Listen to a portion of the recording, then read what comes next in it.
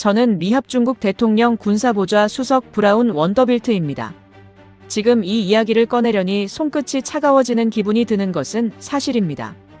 여러분은 이미 뉴스를 통해 대략적인 윤곽은 들으셨을 겁니다. 하지만 그날 백악관 웨스트윙 안에서 실제로 무슨 일이 벌어졌는지, 우리가 얼마나 처참하게 오판했는지는 아무도 모릅니다. 지금부터 이야기를 시작하겠습니다. 자랑스러운 대한민국 여러분들의 많은 댓글로 응원 바랍니다. 지구촌 곳곳에 감동 실화를 전합니다. 구독과 좋아요 큰 힘이 됩니다. 감사합니다. 이야기의 시작은 중동이었습니다. 홍해와 사우디 일대에서 미군이 피를 흘리고 있을 때 워싱턴의 분위기는 험악했습니다. 왜 동맹국들은 한 푼도 내지 않으면서 미국 청년들만 사막에서 목숨을 잃어야 하느냐는 여론이 거세게 들끓고 있었거든요. 대통령은 그 분노의 화살을 돌릴 관역이 필요했습니다. 한국은 그 관역으로 완벽했습니다. 방위비 분담금 협상이 석 달째 결렬 상태였으니까요. 게다가 한국은 천공이라는 무기를 팔면서 막대한 수익을 올리고 있었는데, 정작 미국의 전쟁에는 돈도 내지 않고 참전도 하지 않는다는 볼멘 소리가 워싱턴 안팎에서 터져나오고 있었습니다. 그날 아침 워싱턴은 유난히 건조했습니다. 오벌 오피스에 들어서자마자 대통령의 얼굴이 눈에 들어왔는데, 20년 넘게 군사 분야에서 일하면서 수많은 상관의 분노를 봐왔지만 그날의 표정은 좀 달랐습니다. 분노 위에 확신이 덮여 있었습니다. 자신이 지금 하려는 일이 역사적으로 옳다고 믿어 의심치 않는 사람의 눈빛이었거든요. 책상 위에는 이미 행정명령 문서가 놓여 있었습니다. 주한미군 철수에 관한 대통령 행정명령이었고 펜타곤 법무팀이 밤새 작성한 것이었습니다. 저는 그 문서를 보는 순간 심장이 한 박자 멈추는 것을 느꼈습니다. 브라운 앉아. 대통령이 의자를 가리키며 말했습니다. 저는 앉지 않았습니다. 앉으면 동의하는 것 같았거든요. 대통령님, 이건 최소 3개월의 단계적 검토가 필요한 사안입니다. 의회 통보 절차도 거쳐야 하고 인도태평양 사령부와의 조율도 필요합니다. 3개월이면 중간 선거 끝나 지금 해. 대통령은 제 말을 끝까지 듣지 않았습니다. 그리고 펜을 들었습니다. 서명하는데 3초도 걸리지 않았습니다. 그렇게 70년 한미동맹의 군사적 근간이 볼펜 한 자루로 끊어졌습니다. 그 순간 집무실에 있던 사람이 몇 명이었는지 여러분은 혹시 아십니까? 저를 포함해 5이었습니다. 국가안보보좌관, 국방장관, 대리 비서실 수석, 그리고 저 5명 중 4명이 반대했고 1명이 서명했습니다. 서명이 끝나자마자 대통령은 한국 대통령에게 직접 전화를 걸도록 지시했습니다. 비공개 통화였지만 협상이 아니었습니다. 일방적인 통보였습니다. 통화 연결까지 약 20분이 걸렸습니다. 시차 때문에 서울은 이미 밤이었을 겁니다. 스피커폰으로 전환된 통화에서 대통령은 거침없이 말했습니다. 방위비 협상은 끝났어. 평택에 있는 28,000명 전원 당장 철수시킬 거야. 당신들이 우리를 필요로 하지 우리가 당신들을 필요로 하는 게 아니거든. 저는 통역관의 얼굴을 봤습니다. 새하얗게 질려 있더군요. 하지만 통역할 필요가 없었습니다. 한국 측에서 영어를 알아듣는 사람이 전화기 앞에 있었으니까요. 잠깐의 정적이 흘렀습니다. 솔직히 말씀드리면 저는 그 정적을 공포의 침묵이라고 해석했습니다. 한국이 패닉에 빠졌을 거라고요. 당연하지 않습니까? 북쪽에 핵무장한 적대국을 두고 있는 나라에서 미군 철수 통보를 받았으니 무릎이라도 꿇어야 정상이라고 생각했습니다. 그런데요. 전화기 너머에서 들려온 목소리는 떨리지 않았습니다. 대통령님, 한국 국가안보실장 박상훈입니다. 또렷하고 낮은 목소리였습니다. 마치 오늘 저녁 메뉴를 정하듯 담담하게 그 다음 말이 이어졌습니다. 그동안 한국의 기술 성장을 억제해 주시느라 고생이 많으셨습니다. 집무실의 공기가 얼었습니다. 저는 국가안보보좌관과 눈이 마주쳤는데 서로 같은 생각을 하고 있다는 것을 알 수 있었습니다. 지금 뭐라고 한 거지? 즉시 이행해 주십시오. 그리고 전화가 끊겼습니다. 한국 쪽에서 먼저 뚝 하는 소리와 함께 대통령이 수화기를 내려다봤습니다. 저도 봤습니다. 우리 5명 모두 끊어진 전화기를 멍하니 바라봤습니다. 그 3초의 침묵이 어떤 무게였는지 상상이 되십니까? 미합 중국 대통령이 최후 통첩을 날렸는데 상대가 고맙다고 말하고 전화를 끊어버린 겁니다. 저 자식들이 미쳤나? 대통령이 중얼거렸습니다. 하지만 그 목소리에는 분노보다 당혹감이 더 짙게 배어 있었습니다. 저는 즉시 인도태평양 사령부에 연락을 취했습니다. 서울의 반응을 실시간으로 확인해야 했으니까요. 그런데 돌아온 보고가 저를 의자에서 일으켜 세웠습니다. 한국은 이미 움직이고 있었습니다. 전화가 끊긴 지 40분도 되지 않아 한국 국방부에서 공식 성명이 나왔습니다. 평택 기지 반환 절차 즉시 개시. 그것만이 아니었습니다. 한미 미사일 지침 파기를 선언하는 대통령 담화가 준비되고 있다는 첩보가 들어왔습니다. 미사일 사거리 제한, 탄두 중량 제한, 그 모든 족쇄를 한국이 스스로 풀겠다는 겁니다. 저는 그제야 깨달았습니다. 아니, 깨닫기 시작했다는 표현이 더 정확하겠습니다. 한국은 패닉에 빠진 게 아니었습니다. 기다리고 있었던 겁니다. 우리가 이 카드를 꺼내기를요. 국가안보보좌관 마이크가 제 옆으로 왔습니다. 커피잔을 들고 있었는데 손이 미세하게 떨리고 있더군요. 브라운, 우리가 실수한 거 아닌가? 저는 대답하지 못했습니다. 아직은 실수라고 단정할 단계가 아니었으니까요. 하지만 가슴 한구석에서 뭔가가 무너져 내리는 감각은 분명했습니다. 그날 밤 워싱턴의 각종 싱크탱크에서 긴급 분석이 쏟아졌습니다. 한국이 왜 저렇게 나왔는지를 분석하는 보고서가 제 책상에 12권이 쌓였습니다. 그중 하나가 제 눈을 사로잡았는데 랜드 연구소 수석 연구원이 쓴 단 한 줄짜리 메모였습니다. 주한미군은 한국을 지키는 방패가 아니었다. 한국이 날개를 펴지 못하게 묶어둔 밧줄이었다. 그 한 줄을 읽는 순간 등줄기에 찬바람이 스쳤습니다. 우리는 위협의 카드를 꺼낸 게 아니었습니다. 새 장문을 열어준 겁니다. 그것도 우리 손으로요. 그로부터 며칠간 벌어진 일들은 솔직히 말씀드리면 제 20년 군사 경력 전체를 뒤흔들었습니다. 그 전화가 끊어진 지 정확히 1시간 뒤였습니다. 저는 백악관 지하 상황실에서 실시간 위성 영상을 모니터링하고 있었습니다. 한반도 전역의 군사 동향을 추적하라는 지시가 떨어졌거든요. 당연했습니다. 방금 28,000명의 철수를 통보한 마당에 북쪽이 어떻게 반응할지가 최우선 관심사였으니까요. 그런데 북쪽이 아니었습니다. 우리 눈을 사로잡은 건 따로 있었습니다. 위성 분석관이 제 어깨를 두드렸습니다. 26살짜리 공군 중위였는데 얼굴이 하얗게 질려있더군요. 수석님, 이것 좀 보셔야 합니다. 경상남도 사천기지입니다. 화면을 돌리는 순간 저는 숨을 멈췄습니다. 사천 공군기지 동쪽 끝 위성사진에서 늘 공터로 분류되던 구역이 있었거든요. 우리는 그곳을 10년 넘게 예비활주로 정도로 판단하고 있었습니다. 그런데 그 공터의 지면이 갈라지고 있었습니다. 거대한 지하 경납고의 문이 양쪽으로 열리면서 안에서 검은 날개들이 한 대씩 지상으로 올라오고 있었습니다. 한 대, 두 대, 5대, 10대. 저는 의자를 끌어당기고 앉았습니다. 다리에 힘이 풀렸거든요. 검은매라는 이름의 무인 스텔스기 50대가 사천의 지하에서 줄지어 올라왔습니다. 그리고 한국은 이 장면을 숨기지 않았습니다. 오히려 전 세계 언론에 실시간으로 중계했습니다. KBS, MBC는 물론이고 외신 풀 카메라까지 기지 안에 들여보냈더군요. 마치 준비해둔 행사처럼. 아니, 준비해둔 게 맞았겠죠. 여러분, 이게 무슨 의미인지 아시겠습니까? 1시간입니다. 철수 통보를 받고 단 1시간 만에 50대의 전투기를 지하에서 끌어올려 세계에 공개했다는 건 이게 즉흥이 아니라는 뜻입니다. 시나리오가 있었던 겁니다. 미군이 떠나는 그날을 위한 시나리오가요. 화면 속 검은매의 형상은 제가 알고 있는 어떤 항공기와도 달랐습니다. 날개와 동체의 경계가 없었습니다. 마치 하늘에서 떨어진 그림자 한 조각 같았습니다. 유인 조종석이 없으니 동체가 극도로 납작했고 그 대신 기체 전면에 센서 어레이가 보석처럼 촘촘히 박혀 있었습니다. 국방장관 대리가 상황실로 뛰어들어왔습니다. 브라운, 저게 뭔가? 저걸 왜 우리가 몰랐나? 저도 같은 질문을 하고 싶었습니다.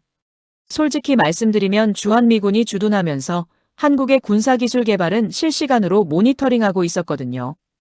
KF-21 개발 과정도 우리 기술진이 참관했고 한국형 미사일 방어 체계에도 우리가 핵심 부품 수출을 통제하며 속도를 조절하고 있었습니다. 그런데 50대의 6세대 전투기라니. 이건 마치 시험 범위를 완벽하게 감시하고 있다고 자신했는데 학생이 아예 다른 교과서로 공부하고 있었던 것이나 마찬가지였습니다. 펜타곤에서 긴급기술 분석팀이 꾸려졌습니다. 첫 번째 지시가 뭐였는지 아십니까? 기술 유출 조사였습니다. 미국 방산업체에서 핵심 기술이 빠져나갔을 거라는 전제하에 역추적을 시작한 겁니다. 록히드 마틴 노스럽 그루먼 보잉 군수부문 전체에 긴급 감사가 들어갔습니다. 설계 데이터 접근 기록 퇴직 엔지니어, 동선 해외 학술 교류 내역까지 전부요. 결과가 나오는데 사흘이 걸렸습니다. 유출 없음. 보고서를 읽는데 한 문단에서 눈이 멈췄습니다. 검은매에 탑재된 적응형 스텔스 코팅은 미군의 B-2. 폭격기에 사용된 흡수체와 완전히 다른 분자 구조를 가지고 있으며 오히려 기술적 세대면에서 한 단계 앞서 있다는 내용이었습니다. 주력 편향 노즐 설계는 현존하는 어떤 서방 엔진과도 계보가 다르다. 독자 개발로 판단한다. 독자 개발 이 세 글자가 상황실을 관통했습니다. 마이크가 제 옆에서 보고서를 함께 읽다가 조용히 한마디 했습니다. 저들이 이걸 언제부터 만든 거지? 저는 한국방위사업청의 예산 집행 내역을 다시 뒤졌습니다. 공개된 국방연구개발비는 매년 소폭 증가하는 수준이었거든요. 거기에 50대의 차세대 전투기를 숨길 돈은 없었습니다. 그 말은 민간기술 이전 형태로 위장하거나 아예 별도의 비공개 예산 라인을 운용했다는 뜻인데 어느 쪽이든 우리 정보기관이 완벽하게 속았다는 결론은 같았습니다. 대통령에게 보고가 올라갔습니다. 저는 그 자리에 함께 있었습니다. 뭐라고 기술 유출이 아니라고. 대통령의 목소리가 한 옥타브 올라갔습니다. 그러면 저것들이 하늘에서 뚝 떨어졌나? 미국 기술 없이 저게 가능하다고. 분석관이 담담하게 대답했습니다. 대통령님 가능합니다. 실제로 이루어졌고요. 대통령이 책상을 내리쳤습니다. 커피잔이 뛰었고 갈색 얼룩이 행정명령 사본 위에 번졌습니다. 저는 그 얼룩을 멍하니 바라봤습니다. 묘하게 한반도 지도처럼 보였거든요. 왜 몰랐어? CIA는 뭘 했고 DIA는 뭘 한 거야? 수십억 달러를 정보 예산으로 쓰면서 코앞에 있는 동맹국이 6세대 전투기를 개발하는 걸 몰랐단 말이야. 아무도 대답하지 못했습니다. 저는 그때서야 퍼즐의 전체 그림이 보이기 시작했습니다. 한미 미사일, 지침 사거리 800km 제한, 탄두 중량 500kg 제한. 우리는 이것을 한국을 보호하기 위한 안전장치라고 불렀습니다. 하지만 한국의 시각에서 보면 이건 날개를 묶는 밧줄이었던 겁니다. 그리고 그 밧줄이 묶여있는 동안 한국은 가만히 앉아서 당하고만 있었던 게 아니라 몰래 날개를 키우고 있었습니다. 밧줄이 풀리는 순간 바로 날아오를 수 있도록요. 그날 밤 한국 대통령의 특별 담화가 전 세계에 중계됐습니다. 한미 미사일 지침의 공식 파기를 선언하는 내용이었습니다. 우리가 서명한 철수 명령이 지침 파기의 법적 근거를 만들어준 셈이었습니다. 참 아이러니하지 않습니까? 우리가 쥐고 있다고 믿었던 카드가 사실은 한국이 빼주길 기다리던 마지막 핀이었다니요. 상황실 모니터에서 사천기지의 야간 영상이 흘러나왔습니다. 50대의 검은매가 활주로 위에 일렬로 정렬해 있었고 기체 표면이 조명을 받아 어둡게 윤이 났습니다. 아름다웠습니다. 적으로서 마주하게 될지도 모르는 무기였지만 아름다웠다고밖에 표현할 수가 없습니다. 마이크가 커피를 한 잔 더 가져왔습니다. 이번에는 손이 떨리지 않더군요. 떨림을 넘어서 체념한 표정이었습니다. 브라운, 우리가 새 장문을 연 거라며. 근데 이건 새가 아니야. 저도 같은 생각이었습니다. 새 장 안에 있던 건 새가 아니었습니다. 날개를 접고 웅크리고 있던 건 용이었습니다. 그 다음 수가 뭐였는지 아십니까? 비자였습니다. 검은매 공개 이후 워싱턴은 완전히 뒤집어졌습니다. 대통령은 매일 아침 브리핑 때마다 한국을 언급했고 참모진 사이에서는 한국에 대한 기술 보복론이 급속도로 퍼졌습니다. 그리고 누군가가 이런 제안을 했습니다. 미국 방산업체에서 일하는 한국계 엔지니어들의 보안 인가를 전면 재검토하자는 것이었습니다. 표면적인 명분은 기술 유출 방지였습니다. 하지만 모두가 알고 있었습니다. 이건 보복이라는 것을요. 국토안보부가 비자 재심사에 들어갔습니다. H-1B 비자 영주권 갱신 심사까지요. 록히드 마틴 노스럽 그루먼 레이시온 나사 제트 추진 연구소. 보잉 이 5곳에서 근무하는 한국 국적 및 한국계 엔지니어 명단이 정리됐습니다. 저는 그 명단을 받아봤는데 숫자를 보고 가슴이 철렁했습니다. 2,300명이었습니다. 여러분 2300명이라는 숫자가 어떤 의미인지 설명을 드려야 할 것 같습니다. 이 사람들은 단순 기술자가 아니었습니다. F-35의 비행 제어 소프트웨어를 설계한 사람, 나사의 아르테미스 프로그램에서 달 착륙선 구조를 계산한 사람, 차세대 이지스 체계의 레이더 알고리즘을 짠 사람, 미국 방위 산업의 혈관 속을 흐르는 적혈구 같은 존재들이었습니다. 그런데 그 적혈구를 뽑아내겠다고요. 첫 번째 비자 취소 통보가 나간 날 저는 펜타곤 복도에서 공군 기술 참모를 만났습니다. 수석님, 이건 자해 행위입니다. F-35 후속 기종 개발이 3년은 늦어집니다. 저도 같은 생각이었습니다. 하지만 대통령의 서명이 떨어진 행정조치를 중간에서 막을 권한은 제게 없었습니다. 그런데요. 제가 정말 말씀드리고 싶은 건 이 다음입니다. 비자 취소 통보를 받은 한국인 엔지니어들의 반응이 우리의 예상과 완전히 달랐거든요. 우리는 그들이 매달릴 거라고 생각했습니다. 변호사를 고용하고 탄원서를 쓰고 의원 사무실에 로비를 하겠지 싶었습니다. 20년 넘게 미국에서 커리어를 쌓은 사람들이 하루아침에 모든 걸 버리겠습니까? 그렇게 판단했습니다. 판단이 틀렸습니다. 비자 취소 통보가 시작된 지 나흘째 되는 날이었습니다. 제 휴대폰으로 인도태평양 사령부 정보장교에게 연락이 왔습니다. 수석님, 인천공항 입국자 데이터를 확인해 주셔야 합니다. 저는 노트북을 열었습니다. 인천공항 국제선 도착 게이트 실시간 영상이 떴는데 게이트 밖으로 쏟아져 나오는 사람들이 보였습니다. 정장을 입은 사람, 캐주얼 차림의 사람, 아이 손을 잡은 가족 단위들, 그들의 공통점은 하나였습니다. 한 손에 한국 여권을 들고 있었다는 것이었습니다. 500명이었습니다. 첫 사흘 동안 500명이요. 나사 제트 추진 연구소 수석 연구원 출신, 로키드 마틴 스컹크웍스 팀 출신, 레이시온 미사일 방어 부문 수석 설계자 출신, 박사급 인력 500명이 동시에 사표를 내고 한국으로 돌아간 겁니다. 동시에요. 마치 약속이라도 한 것처럼. 아니, 약속이 있었던 게 맞겠죠. 한국 언론에서는 이걸 두뇌의 귀환이라고 불렀습니다. 미국 언론은 실리콘밸리 엑소더스라고 했고요.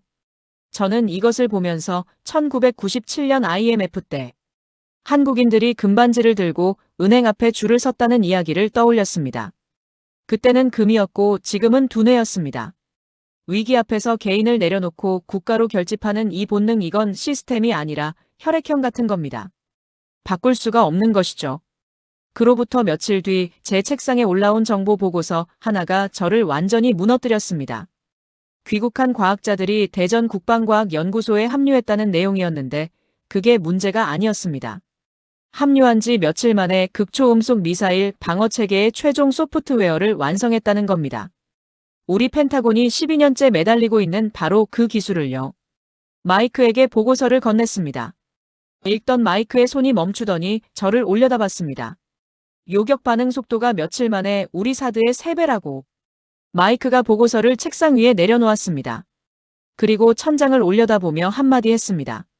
저 사람들이 우리 시스템을 설계했던 거잖아. 브라운 사드의 추적 알고리즘을 짠 사람이 김모 박사고, 이지스 체계의 소프트웨어 아키텍처를 만든 사람이 이모 박사야. 우리가 내보낸 게 아니라 원래 주인한테 돌려보낸 거지. 저는 아무 말도 할 수 없었습니다.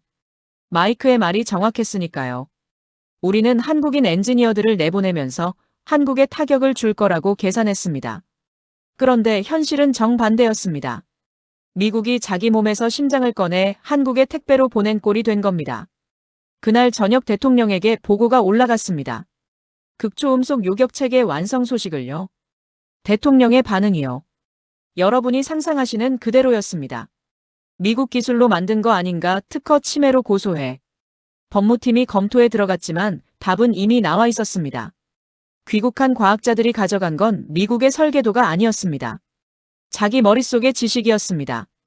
그리고 지식은 압수할 수 없습니다. 비자는 취소할 수 있어도 뉴런은 취소할 수 없으니까요. 로키드 마틴 최고 기술 책임자가 의회 청문회에 불려나갔습니다. 한국인 엔지니어 이탈로 인한 피해 규모를 묻는 질문에 그가 한 대답이 워싱턴 전역을 흔들었습니다. 의원님, 피해 규모를 산정하려면 먼저 그들이 기여한 규모를 계산해야 합니다. 그건 사실상 불가능합니다. 그들이 우리 시스템 그 자체였으니까요.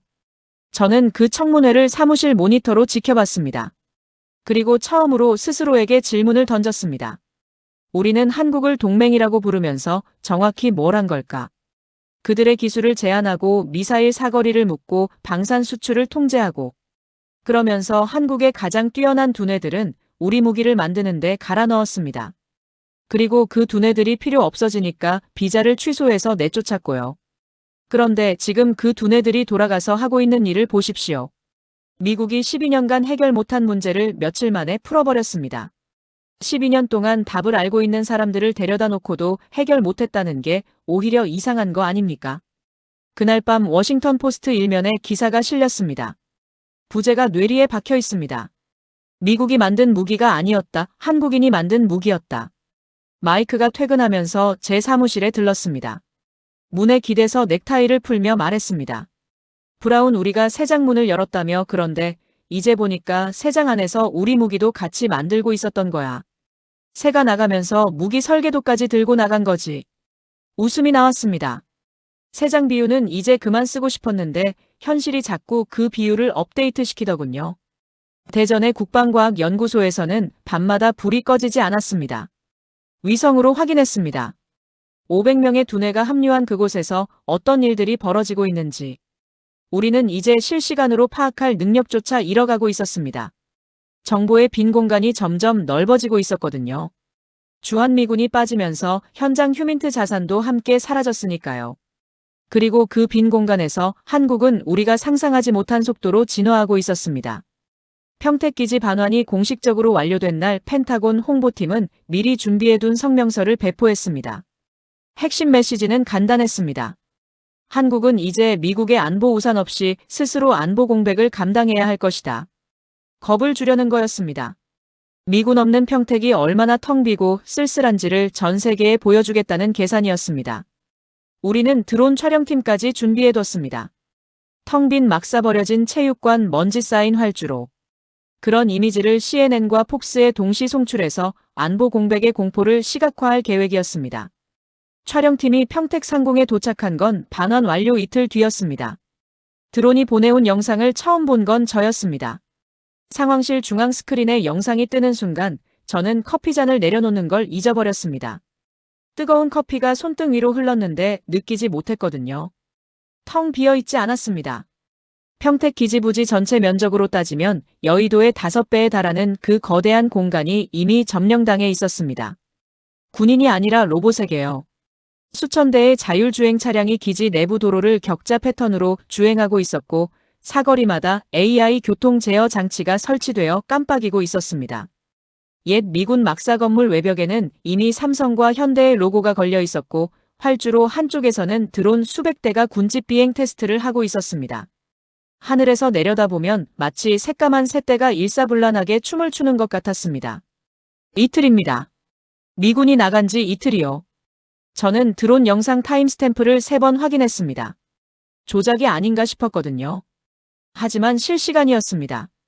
미군 철수 차량의 타이어 자국이 아직 마르지도 않은 도로 위로 한국산 자율주행 셔틀이 달리고 있는 게 같은 화면에 잡혔으니까요. 국방장관 대리가 영상을 보더니 한마디 했습니다. 안보 공백이라고 했나? 우리는 아무도 대답하지 않았습니다.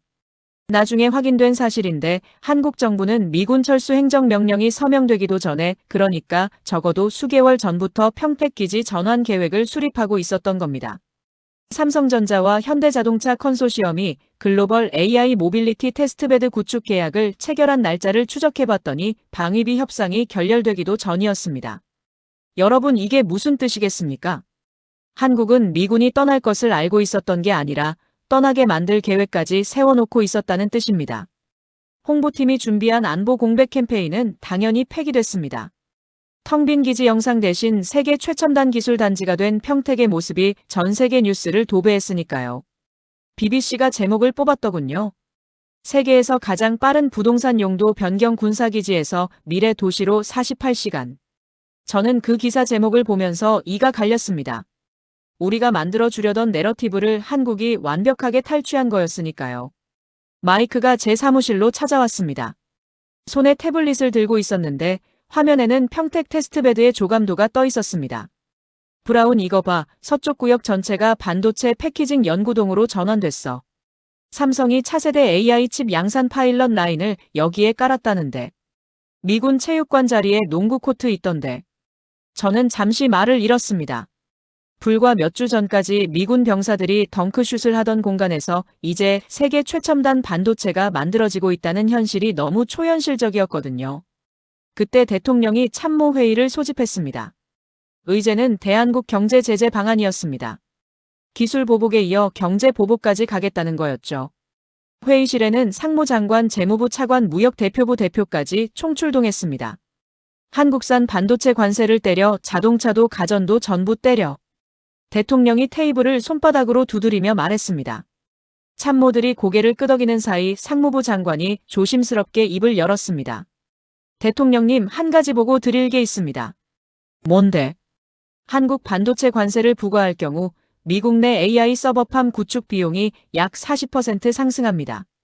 엔비디아가 이미 우려를 표명했고 구글과 메타도 비공식적으로. 회의실이 조용해졌습니다. 대통령의 손가락이 테이블 위에서 멈췄습니다. 장관이 말을 이었습니다. 자동차 관세의 경우 현대의 조지아 공장에서 고용된 미국인 노동자가 8,000명입니다. 중간 선거 핵심 경합주입니다. 대통령의 표정이 굳었습니다. 경제 제재라는 칼을 뽑았는데 칼날이 양쪽으로 서 있었던 겁니다. 그 회의가 결론 없이 산회된 직후 대통령 집무실에서 작은 소동이 있었습니다. 저는 직접 목격하지는 못했지만 비서실 수석에게 전해 들었습니다. 대통령이 창밖을 보며 한참 동안 말이 없더니 갑자기 이런 이야기를 꺼냈다고 합니다. 뉴욕에 타워 지을 때 마감 공사업체가 한국 회사였어. 공기가 3주밖에 안 남았는데 앞에 맡겼던 업체가 날림으로 해놔서 전부 뜯어내야 했거든. 한국 업체 불렀더니 2주 만에 끝냈어. 완벽하게. 새벽 4시에 가봐도 불 켜져 있었고 그때 내가 그랬지. 이 사람들은 약속을 지키는 민족이라고. 비서실 수석의 전언에 따르면 대통령은 그 말을 한 뒤 한동안 침묵했다고 합니다. 그리고 제재회의를 재소집하지 않았습니다. 저는 그 이야기를 듣고 묘한 감정에 휩싸였습니다. 분노도 아니고 감탄도 아닌 패배를 인정하기 직전에 그 무거운 명확함 같은 것이었습니다. 한국이라는 나라는 위협으로 무너뜨릴 수 있는 상대가 아니었습니다. 왜냐하면 위협이 오면 더 단단해지는 구조를 가진 나라였으니까요. 금모으기도 그랬고 두뇌 귀환도 그랬고 평택 전환도 그랬습니다. 우리가 압박할 때마다 한국은 그 압박을 연료로 써버렸습니다. 스프링은 누르면 누를수록 더 세게 튀어오르잖아요. 우리는 스프링을 누르고 있었던 게 아니라 발사대의 안전핀을 하나씩 빼고 있었던 겁니다. 그날 밤 평택에서 보내온 위성 사진을 다시 봤습니다. 야간 촬영이었는데 테스트베드 전체에 불이 환하게 켜져 있었습니다. 자율주행 차량 헤드라이트가 도로를 수놓고 있었고 드론 군집의 항법 등이 밤하늘에 은하수처럼 떠 있었습니다. 미군 기지였을 때보다 더 밝았습니다. 압도적으로요. 마이크가 퇴근 전에 마지막으로 한마디 했습니다. 브라운, 우리가 빈 껍데기를 돌려줬다고 생각했는데 껍데기가 아니었어. 빈 캔버스였던 거야. 그리고 저 사람들은 거기에 미래를 그리고 있어. 저는 모니터 전원을 끄지 못했습니다. 평택의 불빛을 계속 바라봤습니다. 그 불빛 하나하나가 전부 우리의 오판에서 태어난 것들이었으니까요. 진짜 무서운 건 그 다음이었습니다. 철수작전이 본격적으로 시작되면서 평택에 주둔하던 장비들이 본토로 돌아오기 시작했습니다.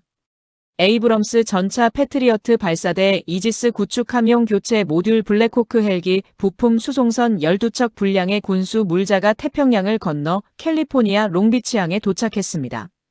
저는 그걸 보면서 속으로 생각했습니다. 최소한 장비는 건졌다고요.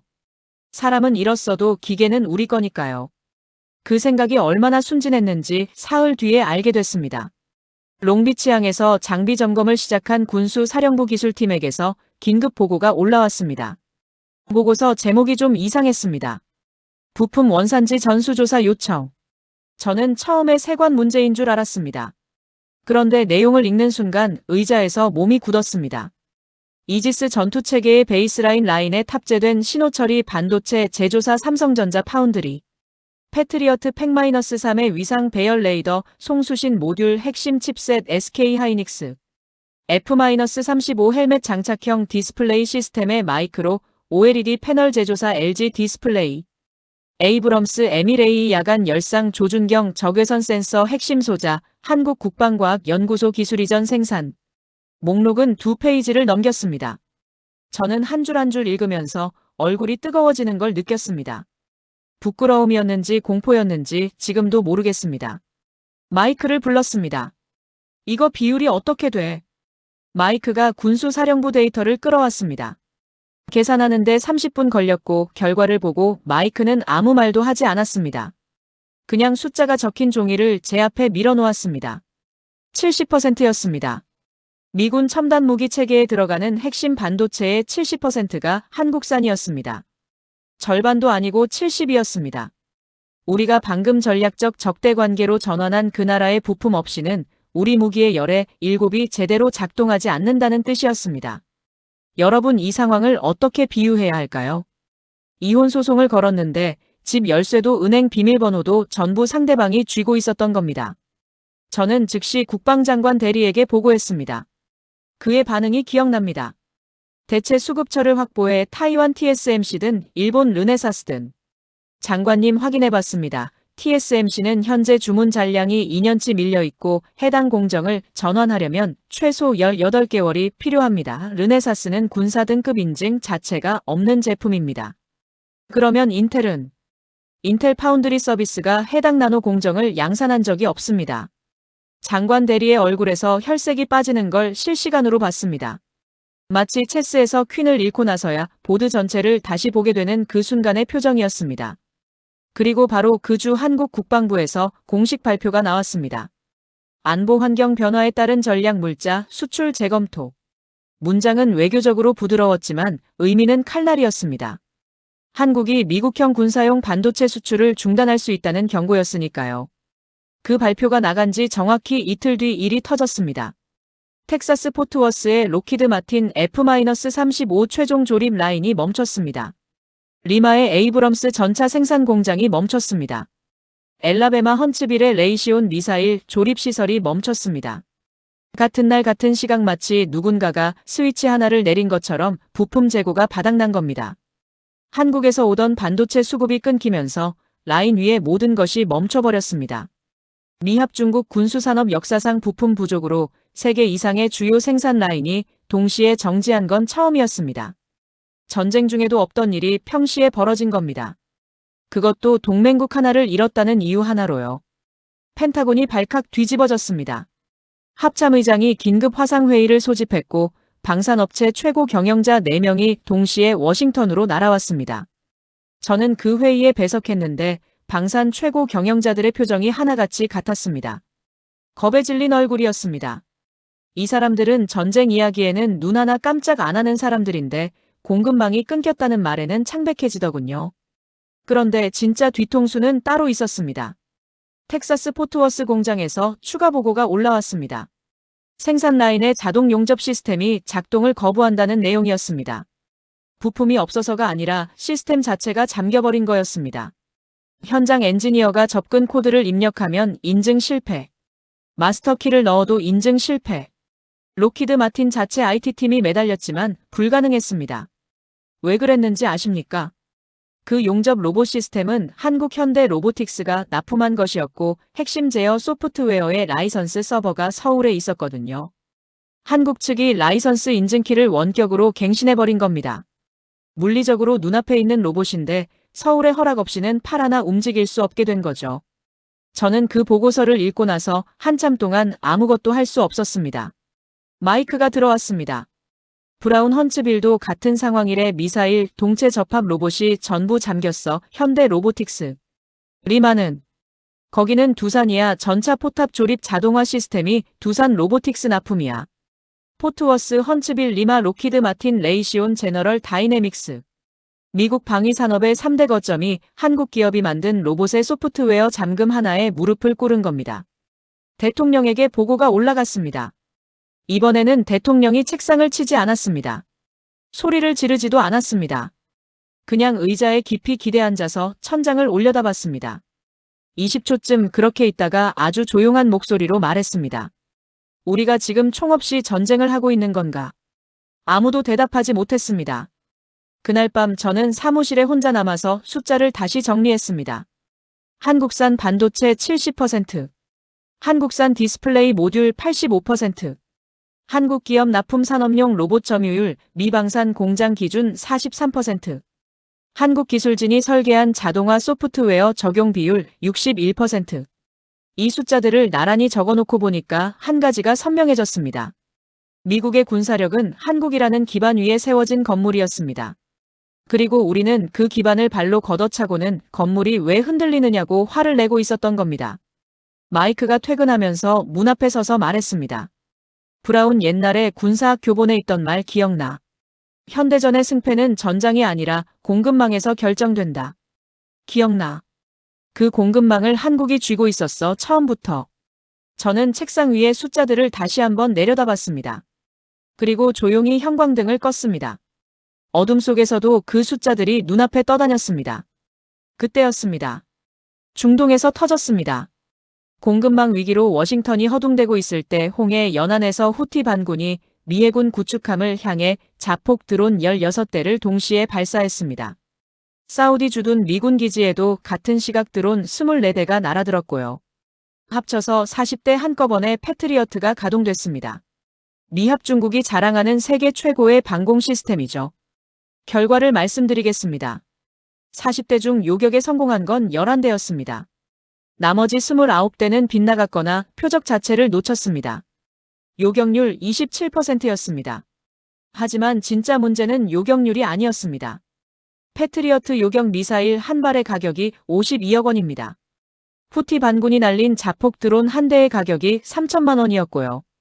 11대를 잡기 위해 28발을 쐈습니다. 계산해 보십시오. 3천만 원짜리 드론을 잡으려고 1조 4,500억 원어치 미사일을 허공에 날린 겁니다. 그리고 그중 17발은 아무것도 맞추지 못하고 사막 모래밭에 처박혔습니다. 저는 상황실에서 그 장면을 실시간으로 지켜봤습니다. 레이더 화면에 찍히는 드론 궤적 하나하나를 추적하면서 패트리어트가 발사되고 빗나가고 다시 발사되고 또 빗나가는 걸 반복해서 봤습니다. 10번째 미사일이 허공을 가를 때 저는 고개를 돌렸습니다. 더 볼 수가 없었거든요. 그런데 같은 날 같은 시각대에 한국에서 날아온 영상 하나가 전 세계 군사 커뮤니티를 뒤흔들었습니다. 한국방위사업청이 공개한 천궁2 실사격 시험 영상이었습니다. 서해상에서 실시한 실탄 요격 훈련이었는데 표적은 극초음속 기동이 가능한 무인 표적기 8대였습니다. 후티 드론보다 3배 빠르고 2배 작은 표적이었습니다. 8발사 8격추. 소요시간 8초였습니다. 8초요. 발사부터 마지막 표적 격추까지 8초. 요격률 100%. 그리고 천궁 II 요격탄 한 발의 가격은 패트리어트의 15분의 1 수준이었습니다. CNN이 이걸 놓칠 리가 없었습니다. 그날 저녁 CNN 메인 뉴스의 화면 구성은 이랬습니다. 왼쪽 분할 화면의 공에 상공에서 허공을 가르는 패트리어트 미사일의 실패 장면. 오른쪽 분할 화면의 서해에서 8개의 불꽃을 동시에 피워올리는 천궁 II의 성공 장면. 앵커가 아무런 논평도 달지 않았습니다. 영상만 나란히 틀었습니다. 논평이 필요 없었으니까요. 화면 자체가 판결이었습니다. 마이크가 그 방송을 보고 제 사무실로 뛰어왔습니다. 브라운, 이거 막아야 해. 비교 영상이 퍼지면. 이미 퍼졌어. 제가 태블릿을 보여줬습니다. X, 유튜브, 텔레그램 모든 플랫폼에서 그 분할 화면이 실시간 트렌드 1위였습니다. 조회수가 분 단위로 수천만씩 올라가고 있었습니다. 패트리어트 대 천궁이라는 해시태그가 이미 전 세계 17개 국어로 번역되어 퍼지고 있었고요. 그로부터 일주일 뒤 일이 본격적으로 무너지기 시작했습니다. 폴란드 국방장관이 워싱턴을 방문했습니다. 예정된 방문이었습니다. 패트리어트 추가 도입 계약 서명을 위해서였습니다. 38억 달러짜리 딜이었습니다. 저는 국방장관 대리와 함께 환영 오찬에 배석했는데 폴란드 장관의 표정이 뭔가 달랐습니다. 악수할 때 눈을 마주치지 않더군요. 오찬이 끝나고 본 회담에 들어갔을 때 폴란드 장관이 서류 가방에서 편지 한 장을 꺼냈습니다. 유감이지만 패트리어트 추가 도입 계약을 보류합니다. 본국 의회의 결정입니다. 회의실이 얼어붙었습니다. 대신 한국의 천궁2 체계 도입을 위한 기술 실사단을 서울에 파견할 예정입니다. 그게 시작이었습니다. 폴란드 다음은 사우디아라비아였습니다. 그 다음은 아랍에미리트, 호주, 노르웨이. 기존 미국 방산 계약을 보류하거나 취소하고 한국과 접촉하겠다는 통보가 매일 아침 제 책상에 쌓였습니다. 보름 만에 취소되거나 보류된 미국 방산 수출 계약 금액 820억 달러였습니다. 한국 돈으로 100조 원이 넘는 돈이 증발한 겁니다. 저는 그 숫자를 펜타곤 재무팀에 확인하고 또 확인했습니다. 틀린 게 아닐까 싶어서요. 틀리지 않았습니다. 서울에서는 어떤 일이 벌어지고 있었냐고요. 한국방위사업청 건물 앞에 각국 군사대표단의 차량이 줄을 섰다는 보고가 들어왔습니다. 주차장이 부족해서 인근 호텔 주차장까지 사용했다고요. 방문 예약 대기가 3주 뒤까지 밀려 있었습니다.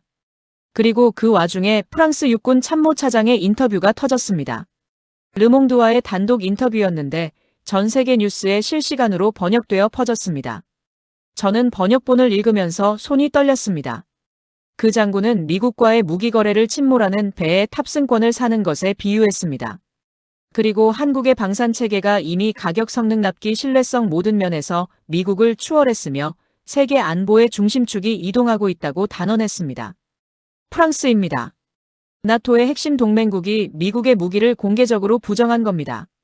대통령은 프랑스 대사를 소환하라고 지시했습니다. 하지만 국무부가 만류했습니다. 소환하면 프랑스가 정말로 한국 쪽으로 기울어진다고요. 대통령이 참모진에게 소리를 질렀습니다. 그러면 뭘 하라는 거야? 가만히 앉아서 우리 동맹들이 서울로 줄 서는 걸 구경만 하라고. 아무도 대답하지 못했습니다. 그날 밤 상황실 모니터에 전 세계 방산 계약 현황 지도가 떠 있었습니다. 불과 며칠 전까지 미국을 가리키던 화살표들이 하나 둘씩 방향을 틀고 있었습니다. 유럽에서 중동에서 동남아에서 오세아니아에서요.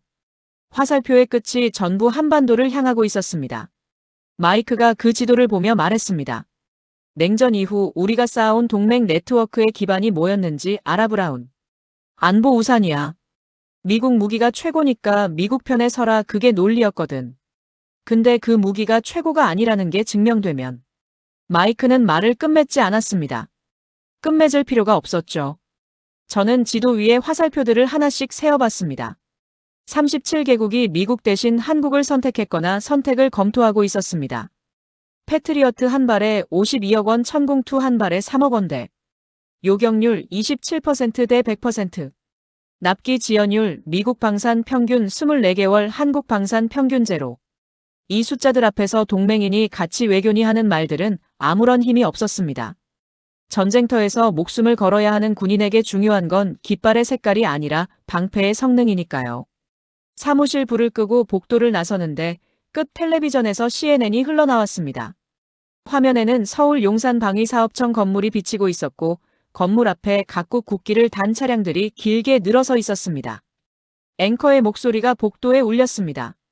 새로운 방산 수도가 탄생했다.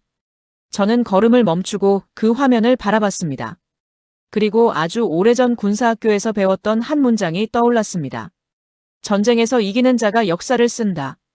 하지만 지금 눈앞에서 벌어지고 있는 건 조금 달랐습니다. 전쟁을 하지 않고도 역사를 다시 쓰는 나라가 있었습니다. 대통령이 소셜미디어에 글을 올린 건 새벽 2시였습니다.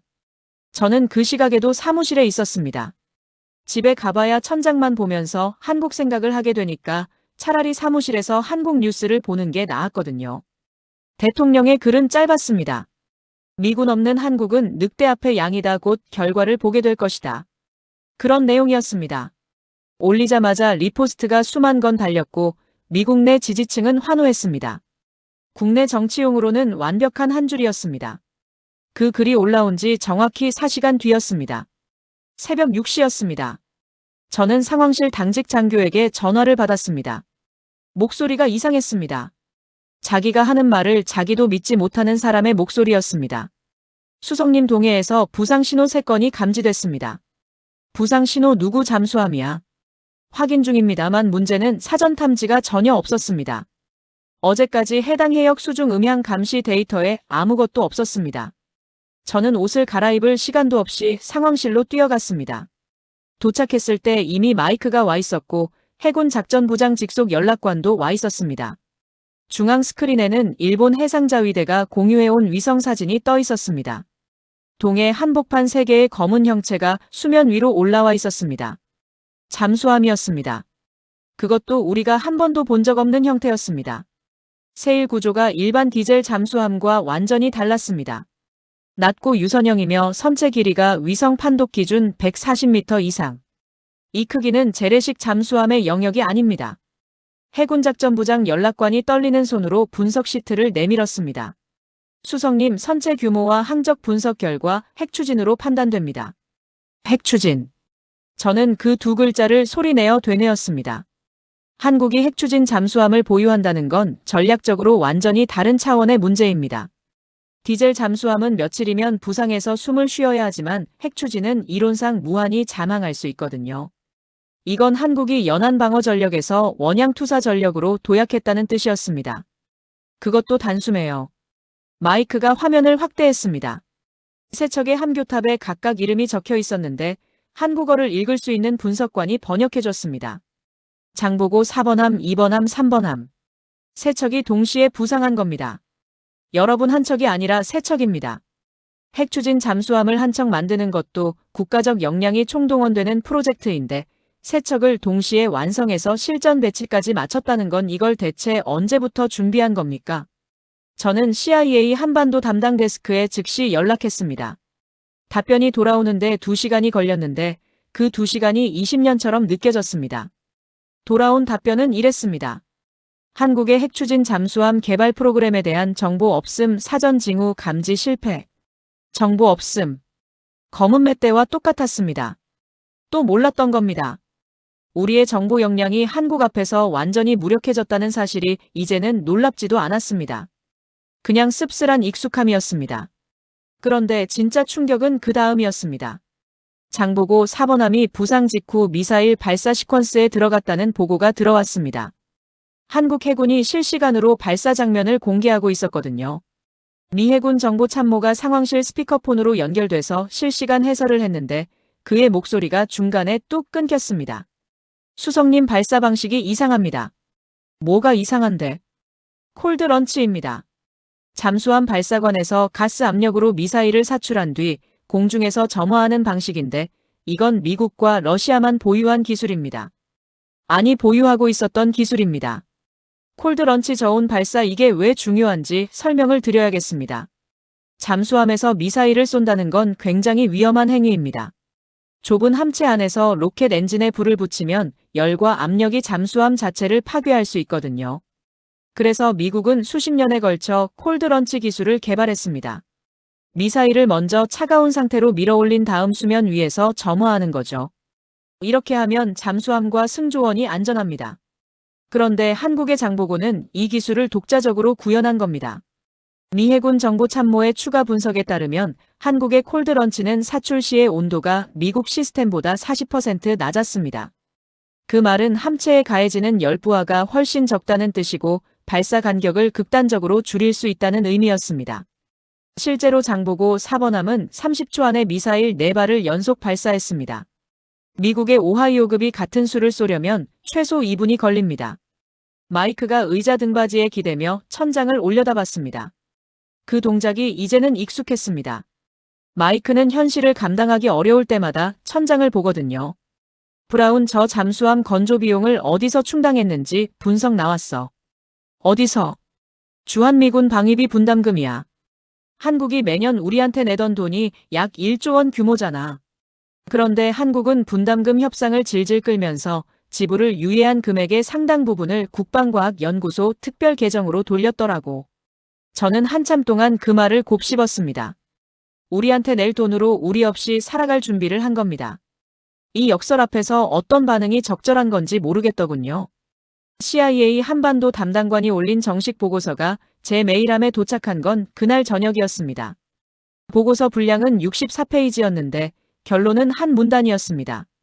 한국은 미군 주둔 기간 전체에 걸쳐 미군 철수 이후를 체계적으로 대비해왔으며 방위비 분담금 유예분 민간 기술 이전 자원 귀국 과학자 인력풀을 삼위일체로 운용하여 전략 자산 포트폴리오를 완성한 것으로 판단됨. 체계적으로 대비해왔다. 이 문장을 읽었을 때 저는 펜을 내려놓았습니다.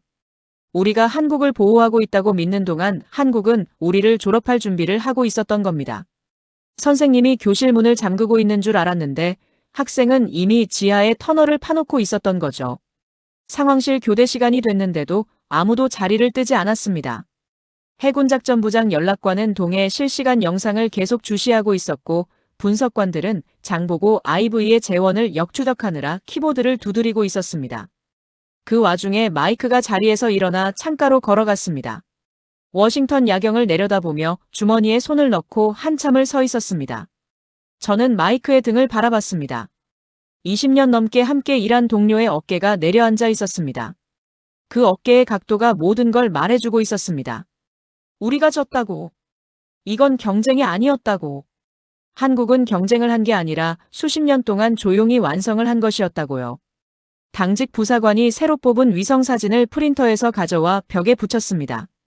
동해에 떠있는 세 척의 장보고 IV 약광 적외선 사진이었는데 선체에서 뿜어져 나오는 열 근니처가 바다 위에 3개의 붉은 점으로 찍혀 있었습니다. 당직 부사관이 그 사진을 보면서 옆 동료에게 속삭이는 걸 들었습니다. 유령이 3마리야. 어디서 왔는지도 모르고 뭘 할 수 있는지도 모르겠어. 저는 그 말을 듣고 상황실을 나왔습니다. 복도에서 대통령의 소셜미디어 글을 다시 열어봤습니다. 미군 없는 한국은 늑대 앞의 양이다. 그 글 아래 달린 댓글 중 하나가 눈에 들어왔습니다. 한국 이용자가 영어로 쓴 댓글이었는데 단 3단어였습니다. 양이 아니었다. 저는 휴대폰을 주머니에 넣고 텅 빈 복도를 걸었습니다. 복도 소리만 울렸습니다. 대통령이 새벽에 올린 그 한 줄이 4시간 만에 세계에서 가장 값비싼 오판이 되어버렸다는 사실을 곱씹으면서요. 끝은 생각보다 빨리 왔습니다. 동해의 장보고 IV 부상이 전 세계에 중계된 지 일주일이 채 되지 않아 워싱턴의 공기가 완전히 바뀌었습니다. 복도에서 마주치는 참모들의 표정이 달라졌거든요. 며칠 전까지는 분노였습니다. 그전에는 당혹이었고요. 하지만 이제는 달랐습니다. 공포였습니다. 자기가 밟고 서 있던 바닥이 사라지고 있다는 걸 깨달은 사람들의 공포였습니다. 계기는 유럽이었습니다. 나토 긴급회의에서 유럽 회원국 12개국이 공동성명을 발표했는데 핵심 문장이 이랬습니다. 기존 방산 공급 체계의 다변화가 필요하며 아시아 태평양 지역의 신흥방산 강국과의 전략적 파트너십을 검토한다. 아시아 태평양의 신흥방산 강국. 아무도 한국이라는 이름을 직접 쓰지 않았지만 모두가 어디를 가리키는지 알고 있었습니다. 미 국방장관 대리가 사표를 냈습니다. 공식 사유는 개인 사정이었지만 진짜 이유는 의회 청문회였습니다. 상원군사위원회가 한국 사태의 책임자를 찾고 있었거든요.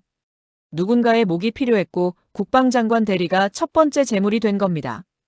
그 다음은 상무장관이었습니다. 한국산 반도체 수입 의존도를 방치한 책임을 추궁하는 청문회에 불려나갔는데 상원 의원 한 명이 이렇게 물었다고 합니다. 장관님, 우리 탱크를 움직이는 칩을 만드는 나라와 전쟁을 벌이겠다는 결정에 당신은 동의했습니까? 장관은 대답하지 못했습니다. 그날 저녁 사임 의사를 밝혔고요. 이틀 만에 장관급 2명이 날아갔습니다. 워싱턴의 권력 지형이 실시간으로 재편되고 있었습니다. 대통령은 점점 고립되고 있었습니다. 매일 아침 브리핑 때마다 좋은 소식을 요구했지만 좋은 소식이 없었거든요. 방산 수출 계약 취소는 계속됐고 의회는 청문회를 연달아 열었고 여론조사에서 대통령 지지율은 취임 이후 최저치를 찍었습니다. 그리고 며칠 뒤 제가 20년 군사보좌관 경력에서 단 한 번도 상상하지 못했던 일이 벌어졌습니다. 대통령이 저를 집무실로 불렀습니다. 들어갔을 때 방 안에는 대통령과 저 둘뿐이었습니다. 대통령이 창밖을 보고 서 있었는데 뒷모습이 며칠 사이에 10년은 늙어 보였습니다. 브라운 한국에 뭘 줘야 돌아오겠나. 저는 그 질문을 듣고 3초쯤 가만히 서 있었습니다. 돌아온다는 게 무슨 뜻인지 확인해야 했거든요. 대통령님, 돌아온다는 것은 제주둔을 말씀하시는 겁니까? 우리가 다시 들어가야 해. 거기 없으면 태평양 전체를 잃어. 대통령이 돌아섰습니다. 눈이 충혈돼 있었습니다. 뭘 줘야 하는지 목록을 만들어. 저는 사무실로 돌아와서 마이크와 함께 목록을 만들었습니다. 만들면서 손이 떨렸습니다. 불과 몇 주 전까지 우리가 한국에 통보하던 쪽이었는데 이제 우리가 조건을 맞춰야 하는 처지가 됐으니까요. 목록의 첫 번째 항목은 한국의 핵추진 잠수함 건조 공식 승인이었습니다. 두 번째 한미 미사일 지침 폐기 공식 추인. 세 번째 모든 방산 기술 이전 제한 철폐. 네 번째 방위비 분담금 구조 전면 재설계. 마이크가 목록을 다 적고 나서 펜을 내려놓으며 말했습니다. 브라운, 이건 협상 조건이 아니야. 항복 문서야. 저도 알고 있었습니다. 하지만 대안이 없었습니다. 백악관 성명이 나간 건 그 다음 날이었습니다. 역사상 가장 굴욕적인 백악관 성명이라고 워싱턴 포스트가 썼는데 저는 굴욕이라는 단어가 오히려 부드럽다고 생각했습니다. 성명의 핵심은 이랬습니다.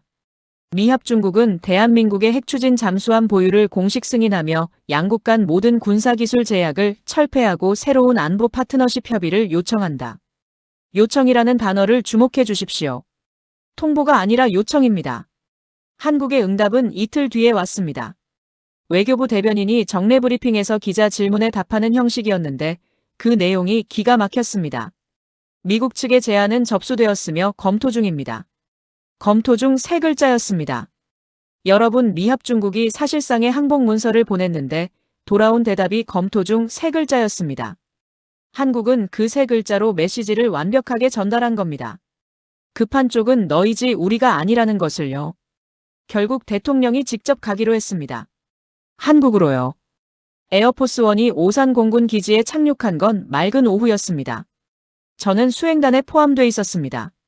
트랩을 내려오는 대통령의 발걸음이 무거웠습니다. 활주로에는 한국 의장대가 도열해 있었는데 그 뒤로 K-9 자주포 8대가 일렬로 서서 의전 경례를 하고 있었습니다. K-9입니다. 전 세계 수출량 1위의 한국산 자주포가 미국 대통령의 도착을 맞이하고 있었습니다. 의전용이라고는 하지만 메시지는 분명했습니다. 우리에게는 이미 충분한 힘이 있다. 당신이 준 게 아니라 우리가 만든 힘이요. 용산 대통령실에서 정상회담이 열렸습니다. 저는 회담장 바로 옆 대기실에서 문 너머의 분위기를 감지하고 있었습니다. 회담은 2시간 반 동안 이어졌고 그 사이 대기실의 공기는 납처럼 무거웠습니다. 회담이 끝나고 문이 열렸을 때 대통령의 얼굴을 봤습니다. 표정이 기묘했습니다. 분노도 굴욕감도 아닌 뭔가를 인정한 사람의 얼굴이었습니다. 체스에서 킹을 눕히고 악수를 건네는 그 순간의 표정이랄까요? 공동 기자회견에서 대통령이 한국 대통령 옆에 섰습니다. 두 사람의 키 차이보다 두 나라의 위상 변화가 더 극적으로 느껴졌습니다. 대통령이 마이크 앞에서 성명을 읽었습니다. 핵심 문장이 제 기억에 박혀 있습니다. 미합중국은 대한민국의 완전한 군사적 독립과 전략적 자주권을 인정하며 향후 양국 관계는 대등한 파트너십에 기반할 것이다. 대등한 파트너십. 이 말이 미국 대통령의 입에서 나왔다는 것 자체가 혁명이었습니다. 70년 동맹 역사에서 미국이 한국을 대등하다고 공식 인정한 건 처음이었으니까요. 기자회견이 끝나고 차량으로 이동하는 길에 저는 용산 대통령실 정문 너머로 서울의 스카이라인을 바라봤습니다. 해가 지고 있었고 고층 빌딩들의 유리벽에 석양이 반사되어 도시 전체가 붉게 타오르는 것 같았습니다. 저 도시가 지난 몇 주 동안 우리를 상대로 벌인 일들이 실감이 나지 않았습니다. 마이크가 제 옆에 나란히 걸으며 물었습니다. 브라운, 우리가 처음에 뭘 잘못한 거였을까? 저는 오래 생각했습니다. 그리고 대답했습니다. 한국을 몰랐던 거야. 20년 동안 같은 편이었으면서 한 번도 제대로 안 본 거지. 에어포스원이 오산을 이륙하던 밤 저는 창가 좌석에 앉아 한반도의 야경을 내려다봤습니다. 불빛이었습니다. 서울에서 부산까지 한반도 남쪽 전체가 촘촘한 불빛으로 빛나고 있었습니다. 좁은 땅 자원도 별로 없는 땅 그 위에 5천만 명이 빚어낸 빛이 저 아래에서 타오르고 있었습니다. 저는 그 불빛을 보면서 한 가지 결론에 도달했습니다. 제가 20년간 분석하고 보좌하고 보고서를 써온 모든 경험을 총동원해서 내린 단 하나의 결론입니다. 대한민국은 건드리면 안 되는 나라입니다. 능력이 있어서가 아닙니다. 능력이야 다른 나라에도 있죠. 한국이 특별한 건 건드렸을 때 어떻게 반응하는지를 아무도 예측할 수 없기 때문입니다.